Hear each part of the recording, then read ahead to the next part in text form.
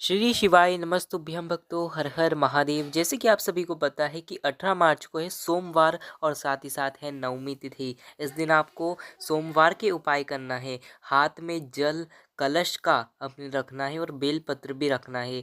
जो भी आपकी मनोकामना होगी वो इस उपाय से पूरी होने वाली है। तो आइए हम सभी लोग इस उपाय को अब जानते हैं। ये उपाय मैं आपको पूज्य पंडित प्रदीप जी मिश्रा जी की महापुराण कथा से ही बताऊंगा। तो आइए हम सभी लोग इस उपाय को जानते हैं। ठीक है, इस वीडियो में मैं आपको टोटल 3 उपाय बताऊंगा। तीनों उपायों में से कोई भी एक उपाय आज के दिन आप अवश्य करना। ठीक है, सोमवार का पहला उपाय जो कि होने वाला है आपकी मनोकामना के लिए। ठीक है, अगर आपका ऐसा कोई काम है जो बहुत दिनों से अटक रहा है, जो बहुत दिनों से पूरा नहीं हो रहा है, तो उसके लिए आपको क्या करना है, इस उपाय को करना है। क्या करोगे, एक बेलपत्र लेना। वो बेलपत्र ध्यान रखना कि कहीं से कटी फिटी ना हो, सुंदर सी बेलपत्र हो, ऐसी बेलपत्र लो। साथ ही साथ एक कलश जल लेना है। ठीक है, एक कलश जल लो और जो आपका सीधा हाथ है उसके ऊपर एक बेलपत्र रखो। ठीक है, बेलपत्र रखो और उसके ऊपर आपने जो कलश लिया ये इसको रख दीजिए। ठीक है, और ऐसा हाथ में आपने रख लिया इस बेलपत्र और कलश को। ठीक है, तो अपने घर में पूरा घूम लो और घूमने के बाद हर कमरे में घूमना। ठीक है, हर कमरे में घूमने के बाद पहुंच जाओ महादेव जी के मंदिर में, शंकर भगवान के मंदिर में पहुंचो। अपना मुख उत्तर दिशा की ओर करो और पीठ दक्षिण दिशा की ओर। ऐसे जाकर भगवान शंकर जी के सामने खड़े होना है। ठीक है, खड़े और जो आपके हाथ में बेलपत्र है, सबसे पहले जो आपने हाथ में बेलपत्र रखी थी, तो उस बेलपत्र को आपको क्या करना है, माता अशोक सुंदरी जी के स्थान पर समर्पित कर देना है। ठीक है, समर्पित करो उस बेलपत्र को। समर्पित करने के बाद जो आपके हाथ में कलश है, ठीक है, और मैं आपको बता दूं, कलश जब आप बेलपत्र समर्पित करोगे तो अपने उल्टे हाथ में ले लेना और सीधे हाथ से बेलपत्र को समर्पित कर देना। फिर से आप सीधे हाथ में उस कलश को लेना और उस कलश का जल अशोक सुंदरी माता जी के स्थान पर थोड़ा सा चढ़ाना है। फिर जो माता पार्वती जी का स्थान पे है, गोल भाग पूरा गोल गोल भगवान शंकर के आसपास जल को घुमा देना है, यानी कि जल को चढ़ा देना है। थोड़ा सा जल चढ़ाया वहाँ। फिर उसके बाद भगवान शंकर की शिवलिंग पर जो बचा हुआ जल है वो वही अपने अटके हुए काम को कहकर बाबा भोलेनाथ से वही अपनी मनोकामना कहकर आपको भगवान शंकर की शिवलिंग पर वो जल को समर्पित कर कर आ जाना है। बस आपको इतना उपाय मात्र 2 या 3 सोमवार करना है। जो भी आपका अटका हुआ काम होगा वो इस उपाय से पूरा होने वाला है। तो ये था गुरु जी का पहला उपाय। अब जानेंगे हम सभी लोग गुरु जी का दूसरा उपाय। जो आपको मैंने ये उपाय बताया ना, बिल्कुल ऐसा ही उपाय है पर थोड़ा सा अलग है जल चढ़ाने का नियम। तो इस उपाय को भी सुनकर जाइए। ठीक है, अगर आपके घर में धन संपदा की कमी है, आपके घर में कमाने वाले तो बहुत है पर पैसा टिकता नहीं है, घर में धन की आवक नहीं हो रही है, धन टिकता नहीं है, या फिर आपका कोई काम अटक रहा है या मनोकामना भी आपकी पूरी नहीं हो रही है, तो इस उपाय को आपको करना चाहिए। इस उपाय के लिए भी आपको जरूरत पड़ेगी मात्र एक बेलपत्र की।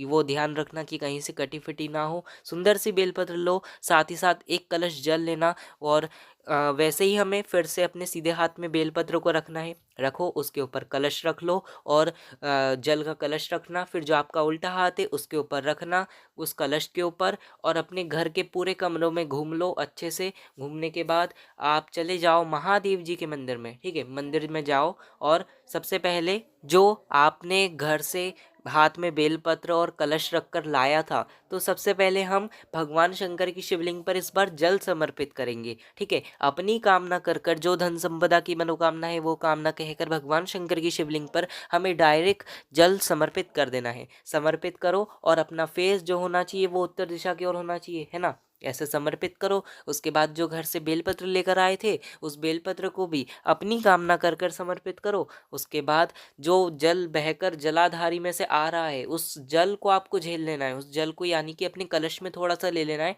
थोड़ा सा जल ले लाओ और इस जल को आपको लेकर जाना है अपने घर पर। ठीक है, अपने घर पर पहुंचो, दरवाजे पर थोड़ा सा जल का छींटा दे दो, जिस अलमारी में आप पैसे रखते हो उस पर छींटा कर दो, पूरे घर में छींटा कर दो। और बस इस उपाय को मात्र 4 से 5 दिन करिए। जो भी धन की समस्या होगी वो सब इस उपाय से समाप्त होगी। तो ये था गुरु जी का दूसरा उपाय।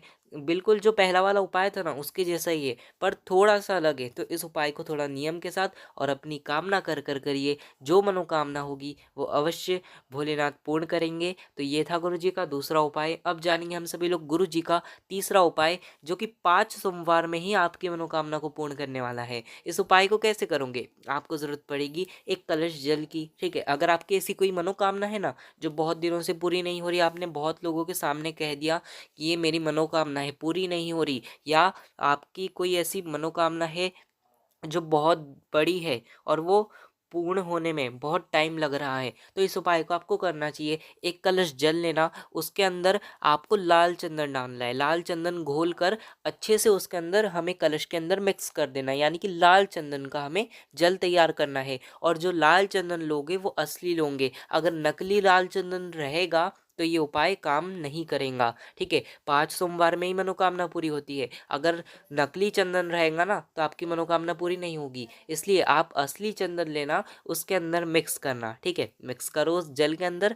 जल में मिक्स करने के बाद इस कलश को आपको लेकर जाना है महादेव जी के मंदिर में। ठीक है, महादेव जी के मंदिर में पहुंचो। पहुंचने के बाद जो आपका फेस है वो उत्तर दिशा की ओर करो। कौन सी दिशा करोगे? उत्तर दिशा। और पीठ दक्षिण दिशा। ऐसे जाकर महादेव जी के सामने बैठो और जो मन की कामना है मात्र 2 मिनट शंकर भगवान के सामने उनसे नजरें मिलाकर अपनी मनोकामना महादेव जी से कहना है और श्री शिवाय नमस्तुभ्यम मंत्र का जाप करना है। हाथ में कलश रहने देना और अपनी मन की कामना बाबा से कहना कि मैंने हाथ में आपका लाल चंदन का कलश का जल हाथ में रखा है, और अपनी कामना का स्मरण करना और श्री शिवाय नमस्तुभ्यम मंत्र का 2 मिनट जाप करना, और फिर उस जल को महादेव जी के शिवलिंग पर समर्पित करिए अपनी कामना कर कर। जो कामना की है मात्र 5 सोमवार इस उपाय को ऐसे ही कर कर देखिए, जो भी आपकी मनोकामना होगी ना वो ज़रूर पूरी होंगी इस उपाय से। तो ये था गुरु जी का तीसरा उपाय। मैंने आपको तीनों उपाय इस वीडियो में बताए, और एक चौथा उपाय भी हम छोटा सा जान लेते हैं कि इस उपाय को भी हम कैसे करेंगे। तो बस इस उपाय को कैसे करना है आपको, अगर आपके घर में धन संपदा की कमी हो, ठीक है, ये चौथा उपाय है। अगर धन संपदा की कमी हो, 1 रुपये कमाते हैं 1.25 रुपये खर्च होता है, पैसा हाथ में आपके टिकता नहीं है, या धन की आवक कहीं से नहीं हो रही है, तो इस उपाय को आपको करना चाहिए। क्या करोगे? एक दिया लोगे, उस दिए के अंदर लंबी बाती रखोगे और उसके अंदर गौ माता का घी भर लोगे। क्या भरोगे? गौ माता का घी। ठीक है, ऐसा दिया तैयार करो। साथ ही साथ थोड़ी सी शक्कर या फिर गुड़ अपने साथ रखना। इन दिया और जो शक्कर और गुड़ है, इन दोनों चीज़ों को आपको लेकर जाना है बेलपत्र के वृक्ष के नीचे। कहाँ पहुँचोगे? बेलपत्र के वृक्ष के नीचे पहुँचो। पहुँचने के बाद जो घर से हम शक्कर या फिर गुड़ लेकर आए हैं उसे हमें बेलपत्र के वृक्ष के नीचे डाल देना है। ठीक है, डाल दो। फिर उसके बाद जो घर से हम दिया लेकर आए हैं उसे महालक्ष्मी का नाम लेकर, साथ ही साथ कुबेरेश्वर महादेव, जो कुबेर का भंडार भरने वाले हैं वो है कुबेरेश्वर महादेव, उनका नाम लेकर इस दीपक को जलाओ। जो धन संपदा की मनोकामना है वो महादेव जी से वहाँ पर 2 मिनट बैठकर कहिए, और बस दिया लगाकर शक्कर डालकर वापस आपको अपने घर पर आ जाना है। मात्र इस उपाय को भी 5 सोमवार करना। जो भी धन संपदा की मनोकामना होगी वो इस उपाय से पूरी होगी। तो बस यही था गुरु जी का उपाय। आज के इस वीडियो में इतना ही। श्री शिवाय नमस्तुभ्यम, हर हर महादेव। इस उपाय को आज के दिन यानी कि सोमवार के दिन अवश्य करें।